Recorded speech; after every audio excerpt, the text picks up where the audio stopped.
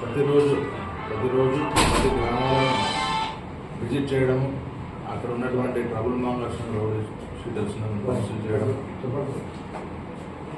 రాజకీయ ఎవరైతే ముఖ్య నాయకులతో మాట్లాడడం, కౌంటింగ్ తర్వాత కానీ కౌంటింగ్ రోజు కానీ ఎలాంటి గొడవలు జరుపుకోవద్దని వారికి నోటీస్ ఇవ్వడం కానీ ఇవన్నీ జరుగుతూ ఉన్నాయి. ఇవి దాదాపుగా కంటిన్యూగా ఒక 10-15 రోజుల నుంచి కూడా జరుగుతూ ఉన్నాయి.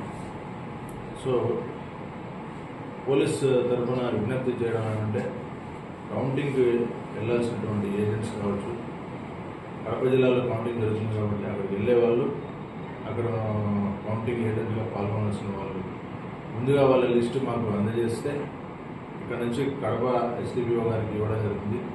అక్కడ ఎక్కడ ఉంటారు, ఎన్ని గంటలకు వెళ్తారు, 3వ తారీఖు వెళ్తారా, 4వ తారీఖు వెళ్తారా అనే విషయం కూడా మాకు తెలియజేస్తుందిగా పార్టీ నాయకులను విజ్ఞప్తి చేస్తున్నాం.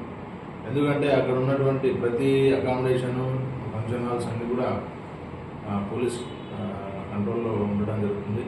సో కౌంటింగ్ 4 గంటల్లో భద్రతా వ్యవస్థ నడుస్తుంటుంది కాబట్టి వాటిని వెళ్ళాలంటే కూడా అన్ని చోట్ల చెకింగ్ జరుగుతుంది. కాబట్టి మీరు మీ వెహికల్ నంబరు, మీ ఏజెంట్, కౌంటింగ్ ఏజెంట్, తర్వాత ఇండిపెండెంట్ క్యాండిడేట్స్ వారి వెహికల్స్, వారి వెనకాల ఎవరెవరు వెళ్తున్నారు అనేటువంటి లిస్టు మాత్రం ఖచ్చితంగా మాకు రేపు అంటే 31వ తారీఖు 3వ తారీఖు లోపల అందజేయాల్సిందిగా విజ్ఞప్తి చేస్తున్నాం.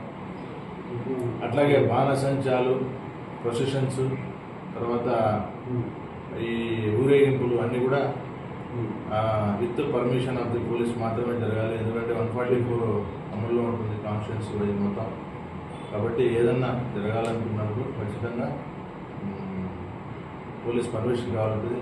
ముఖ్యంగా ఆ రోజు ఎలాంటివి కూడా 3, 4, 5, 6 వరకు కూడా ఎలాంటి కార్యక్రమాలు చేయకూడదనేసి వాటిని ఎన్షూర్ చేయమనేసి మాకు ఆదేశాలు ఉన్నాయి. కాబట్టి ఎవరు కూడా దయచేసి ఇండిపెండెంట్గా ఎవరు ఏ కార్యక్రమాలు చేయదండి. ఏదైనా ఉంటే కూడా పోలీస్ పర్మిషన్ తీసుకోవాలి.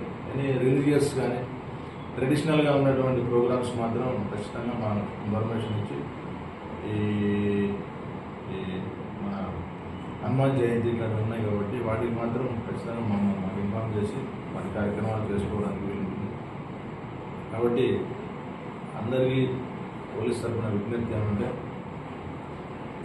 ఈ కౌంటింగ్ అయిన తర్వాత ఎలాంటి గొడవలు వాళ్ళు పంచుకోకుండా, ఎవరు కూడా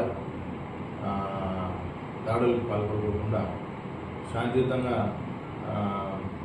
పోలీస్ సూచనలు పాటిస్తారని ఆశిస్తూ సెలవు తీసుకుంటున్నాను.